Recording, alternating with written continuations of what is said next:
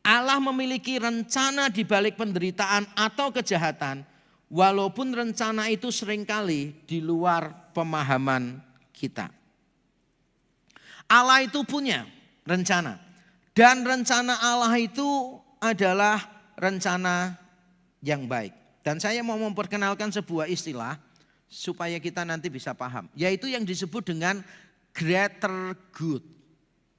Kebaikan yang lebih agung, yang lebih besar. Apa maksudnya greater good ini?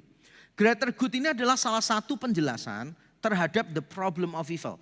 Bukan satu-satunya, tapi salah satu penjelasan. Apa isinya? Isinya begini. Melalui pengalaman empiris kita sehari-hari, kita itu diajar satu hal. Kalau sesuatu yang buruk menghasilkan sesuatu yang baik, namanya greater good, maka kita menilai yang ini itu good. Walaupun menyakitkan, walaupun menghadirkan pain, tapi kita nyebutnya good karena menghasilkan sesuatu yang lebih baik. Bayangkan seandainya dunia ini tanpa dosa. Bayangkan sebentar ya. Sejak awal dunia tidak ada dosa. Kita bisa tahu Allah mengasihi kita enggak? Bisa, bisa. Bentuk kasihnya apa? Allah menyediakan dunia yang sempurna. Dunia yang baik untuk kita. Itu kebaikan Allah. Tapi dengan manusia jatuh ke dalam dosa, kita mengetahui Allah mengasihi kita dengan bentuk yang beda. Bukan cuma dia menyediakan dunia yang sempurna.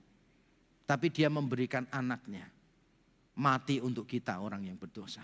Dan ini yang saya sebut the higher form of goodness dibanding yang ini.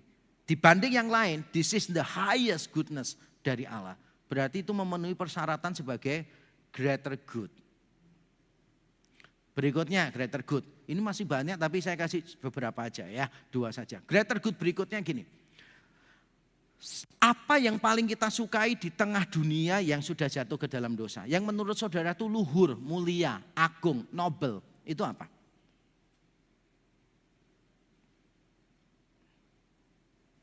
Misalnya ya, kasih itu nobel enggak? Keadilan nobel enggak? Belas kasihan nobel enggak? Oke ya, setuju ya contohnya ini. Tapi saudara sadar enggak? Kalau dunia tidak jatuh dalam dosa, semua ini meaningless. Contoh, kita tahu kasih itu agung, semakin paham kasih itu agung. Karena kita tahu kebencian. Tapi kalau manusia tidak tahu yang lain selain mengasihi, karena tidak bisa yang lain. Tidak bisa membenci, tidak bisa yang lain-lain. Bisanya cuma mengasihi. Berarti dunia yang tanpa kehendak bebas tadi, kita sadar itu bukan kasih. Keadilan. Mengapa keadilan itu indah? Karena kita sudah melihat begitu banyak ketidakadilan. Jadi kalau misalnya orang berkata, I don't like this version of the world. Pertanyaan saya adalah, version yang mana yang kamu mau? Karena dunia dengan semua kejatuhannya ini membuat kita sadar Allah mengasihi kita bukan hanya sebagai pencipta, tapi sebagai penebus. Bukan cuma memberikan dunia yang sempurna, tapi memberikan anaknya yang sempurna bagi kita. Dan melalui dunia yang jatuh ke dalam dosa, kita bisa celebrate kasih, belas kasihan, keadilan, dan yang lain-lain gitu. Saya nggak bisa membayangkan di luar itu, kecuali nanti di langit dan bumi yang baru menjadi bermakna karena kita sudah pernah merasakan di sini. Kan beberapa orang ngomong gini, loh tapi kan nanti di langit dan bumi yang baru kan nggak ada ini, nggak ada ini, nggak ada ini, nggak ada ini. Berarti kan possible, benar? Possible. Ya berarti langsung aja toh nggak pernah ada ini. Kalau nggak pernah ada ini, tetap sama. Rasa ucapan syukur kita tidak akan sebesar kalau kita hidup di dunia yang jatuh dalam dosa, lalu ketemu Tuhan di sana. Jelas gratitude kita itu berbeda lah. Ini berarti prinsipnya apa? Greater good.